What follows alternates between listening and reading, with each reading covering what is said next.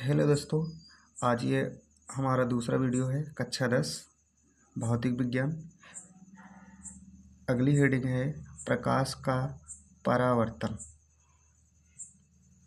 जब प्रकाश किरण किसी एक प्रकाशिक माध्यम से चलकर किसी चिकनी सतह पर टकराती है तो उसी माध्यम या दिशा में वापस लौट जाती है। इस घटना को प्रकाश का परावर्तन कहते हैं। चित्र है, ये कोई बिंदु ए। जब इन बिंदु ए से प्रकाश किरणें तल पर डाली जाती हैं तो दर्पण के तल से टकराने के पश्चात प्रकाश किरणें उसी दिशा में वापस लौट जाती हैं।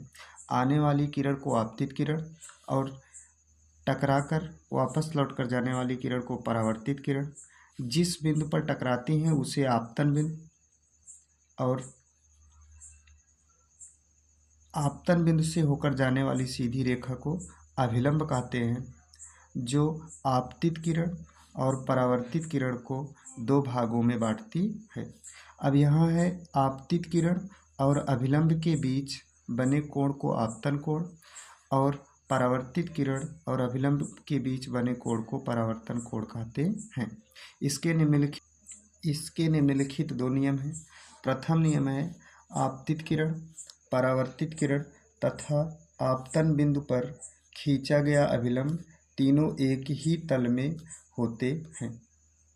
द्वितीय नियम है आपतन कोण I और परावर्तन कोण R आपस में बराबर होते हैं। अर्थात कह सकते हैं आपतन कोण I बराबर परावर्तन कोण R या कोण I बराबर कोण R।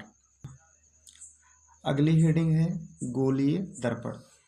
गोलीय दर्पण है, गोलीय दर्पण किसी कांच के खोखले गोले का कटा हुआ एक भाग होता है जिस पर पारे अथवा चांदी की लेप लगाकर चमकदार बनाया जाता है।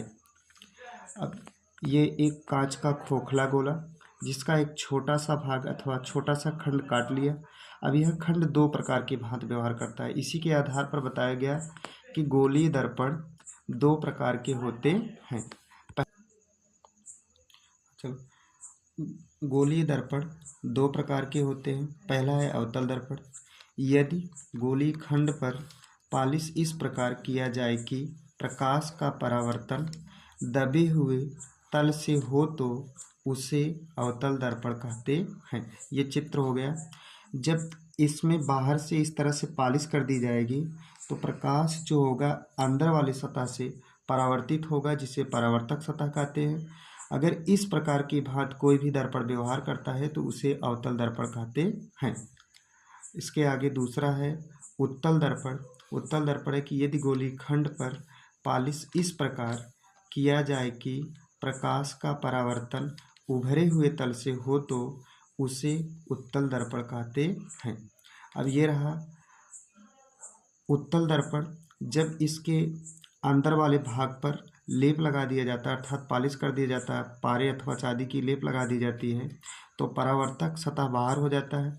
अगर दर्पण इस प्रकार की भांति व्यवहार करता है तो उसे उत्तल दर्पण कहते हैं। आज के लिए बस इतना ही वीडियो। आगे वीडियो देखने के लिए चैनल को लाइक और सब्सक्राइब करें। धन्यवाद।